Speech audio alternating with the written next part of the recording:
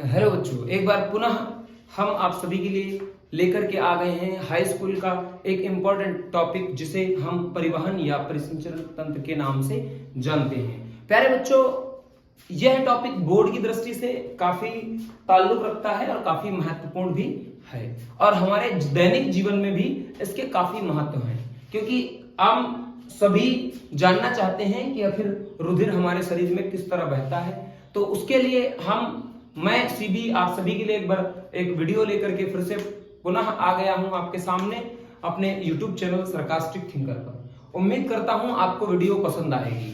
अगर आपको वीडियो अच्छी लगे तो प्लीज अपने दोस्तों के साथ शेयर करें, लाइक करें और अगर चैनल पर नए हैं तो सब्सक्राइब करना ना भूलें। बोर्ड संबंधित समस्त महत्वपूर्ण विषयों पर आपको वीडियो प्रोवाइड कराई जाएगी। तो आइए शुरू करते हैं अपना टॉपिक बिना देरी के।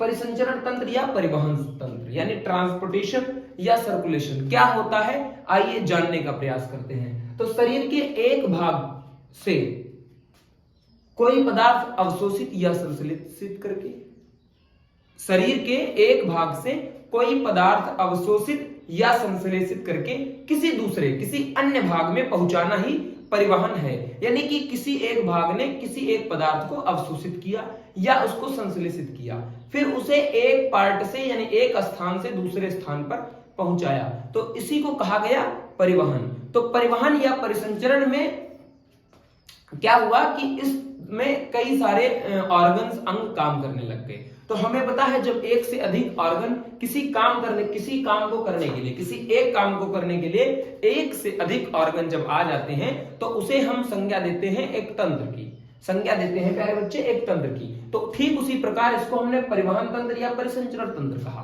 तो क्या है वह प्रणाली जिसमें हृदय, रुधिर और रुधिर वाहिनियां यानी हृदय, रक्त और वाहिकाएं शामिल हैं। एक यूनिट है जिसमें ब्लड है, वेजल्स हैं और पंपिंग ऑर्गन हार्ट है, उसको नाम दे दिया गया परिसंचरण तंत्र का।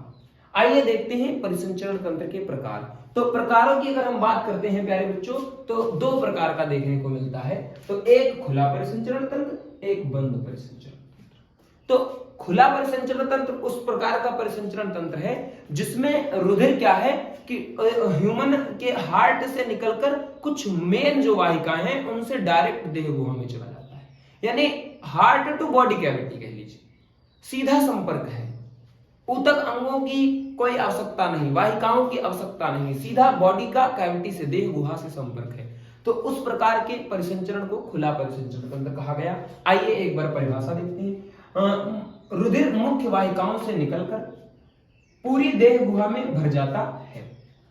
इस प्रकार का परिसंचरण तंत्र संघ आर्थ्रोपोडा एवं एनिलिडा के जंतुओं, तिलचट्टा, कीट आदि में पाया जाता है। कुछ मछलियों में भी देखने को मिला है। अच्छा, आर्थ्रोपोडा संघ जानते हैं हम सबसे बड़ा संघ माना जाता है। तो कीटों में इसी प्रकार का परिसंचरण तंत्र होता है। उनमें बहुत सारी वाहिकाएं, सिराएं, धमनियां नहीं पाई जाती। लेकिन वहीं पर अगर इसके अपोजिट बात करते हैं बंद परिसंचरण तंत्र की, तो इनमें क्या है, रुधिर का फ्लो किन्हीं बंद नलिकाओं के थ्रू हो रहा है जो एक स्थान से दूसरे स्थान पर रुधिर को हृदय से उस अंग में पहुंचाने में सहायक है। तो आइए एक नजर परिभाषा पर डालते हैं। इसमें रुधिर बंद नलिकाओं में अधिक दाब से बहता है। इसमें पदार्थों का आदान प्रदान ऊतक द्रव द्वारा होता है।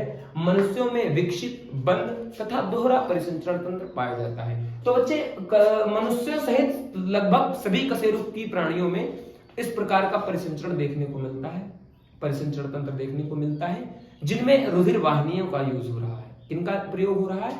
रुधिर वाहिनियों का। हृदय से वाहिनियों में जो रक्त है, रुधिर है, वो बह रहा है। तो इस प्रकार के परिसंचरण तंत्र को हमने संज्ञा दी बंद परिसंचरण तंत्र की। अधिक वेग के साथ बहता है, इसमें दाब भी अधिक होती है।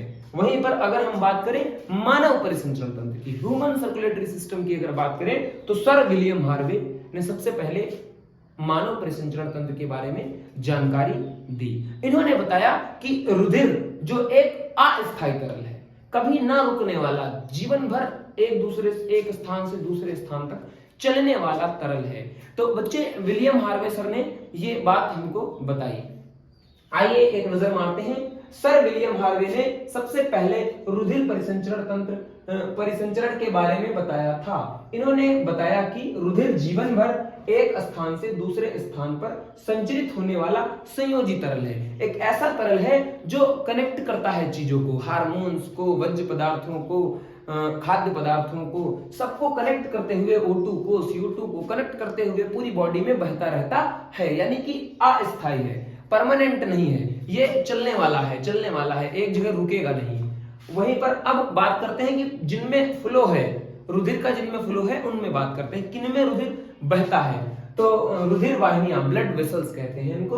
तो सभी कशेरुक जंतुओं में, मानव सहित सभी कशेरुक जंतुओं में रुधिर वाहिनियों द्वारा परिसंचरित होता है, जो निम्न 3 प्रकार की होती है। तो यानी कशेरुक प्राणियों की बात करें, वर्टिब्रल जिनको हम लोग कॉर्डेटा संघ कहते हैं, उनकी बात करें, उन इंसानों सहित उनमें भी क्या है, 3 प्रकार की जो है धमनियां पाई जाती हैं, वाहिकाएं पाई जाती हैं, वेसल्स पाई जाती हैं, जिनमें ब्लड बहता है। सबसे नंबर 1 पर जो आती है उसे कहते हैं धमनी या आर्टरी।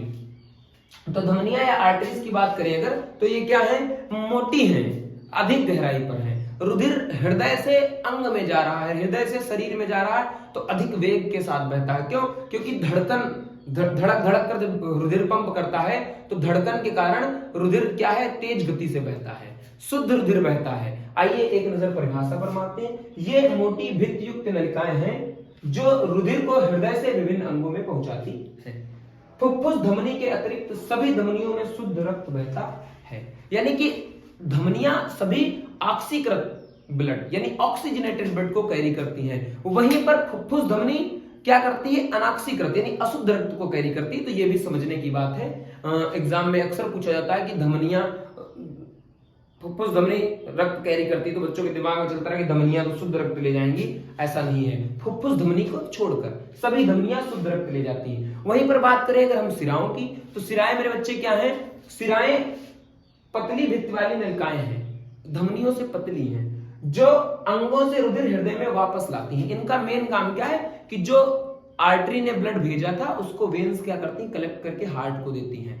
ऑक्सीकृत रुधिर नहीं होता, अनॉक्सीकृत होता है। बॉडी के पार्टों में जाकर के, शरीर के विभिन्न भागों में जाकर के अनॉक्सीकृत हो गया है, CO2 की मात्रा हो गई है उसमें, डीऑक्सीजनेटेड ब्लड हो गया है, उसको क्या करती हैं, हृदय तक देती हैं। तो यानी ये अशुद्ध रक्त को कैरी कर रही है। किसका परिसंचरण तंत्र कर रही है, अनॉक्सीकृत रुधिर का परिसंचरण तंत्र कर रही है। लेकिन वहीं पर फिर बात करी जाए फुफ्फुस धमनी की, यानी फुफ्फुस सिरा की बात करें, तो फुफ्फुस सिरा शुद्ध रक्त कैरी करती है, उसको छोड़कर सभी धमनियां अशुद्ध रक्त कैरी करती हैं। वहीं पर अगर हम बात करें केशिकाओं की, तो केशिकाएं क्या है, ये सबसे पतली नलिकाएं हैं जो सिराओं और धमनियों को जोड़ने का कार्य करती हैं।